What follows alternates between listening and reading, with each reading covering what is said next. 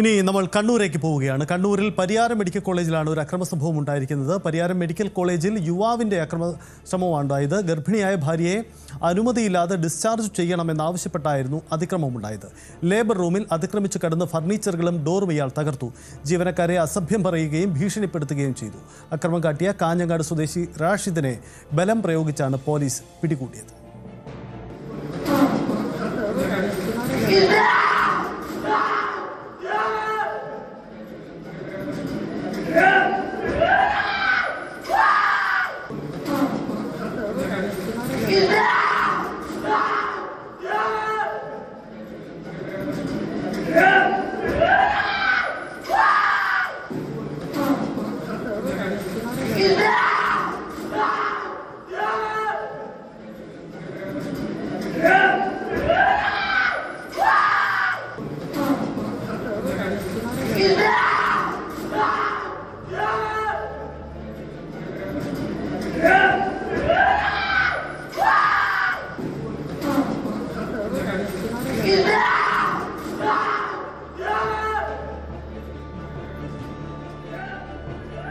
സംഭവത്തിൽ പരിയാരം പോലീസ് കേസെടുത്തിട്ടുണ്ട്.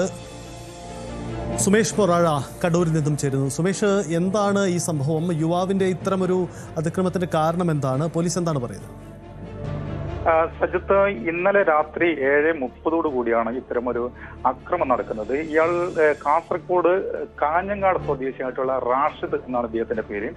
ഇതിൽ ആശുപത്രിയിൽ അധികൃതർ പറയുന്നത് ഇങ്ങനെയാണ്. അതായത് ഇവരുടെ ഭാര്യ ഗർഭിണിയാണ്. കഴിഞ്ഞ 2 ദിവസം മുൻപാണ് ഇവരെ ഈ ആശുപത്രിയിൽ പ്രവേശിപ്പിക്കുന്നത്. തുടർന്ന് ലേബർ റൂമിലേക്ക് മാറ്റുകയും ചെയ്തു.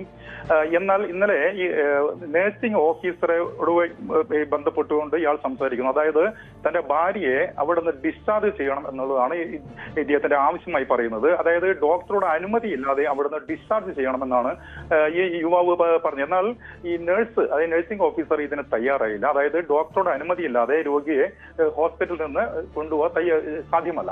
അങ്ങനെ ഈ നഴ്സ് ഇതിന് അനുമതി നൽകിയതുമില്ല. തുടർന്നാണ് ഇത്തരം ഒരു പ്രകോപനം ഇദ്ദേഹത്തിന്റെ ഭാഗത്ത് നിന്നുണ്ടാകുന്നത്. അങ്ങനെ ലേബർ റൂമിന്റെ ചില്ല്, അതായത് ഡോർ ചില്ല് അതുപോലെ തന്നെ ഈ ഫർണിച്ചർ ഉൾപ്പെടെ ഇയാൾ നശിപ്പിക്കുകയും ചെയ്തു.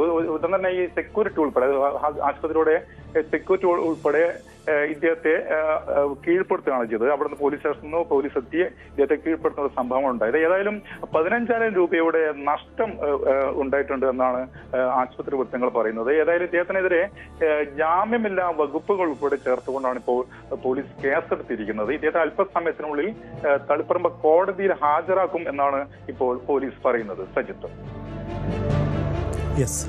അതാണ് സംഭവം. പരിയാരം മെഡിക്കൽ കോളേജിലാണ് ഇത്തരമൊരു സംഭവം ഉണ്ടായത്. കാഞ്ഞങ്ങാട് സ്വദേശി റാഷിദിനെ പിന്നീട് ബലം പ്രയോഗിച്ചുകൊണ്ടാണ് പോലീസ് അവിടെ നിന്ന് പിടികൂടിയ ദൃശ്യങ്ങൾ ഒരിക്കലും.